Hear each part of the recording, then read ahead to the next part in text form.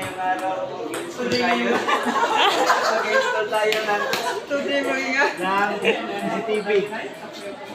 Unahin natin yung VGA. Sasalpak natin dito guys.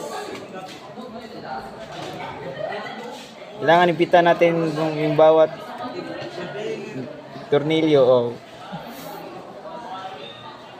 Tapos, gamitin natin yung splitter. Kakabit natin dito sa isang adapter para magbigay power nitong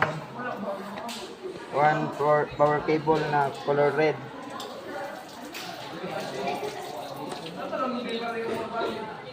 Ano?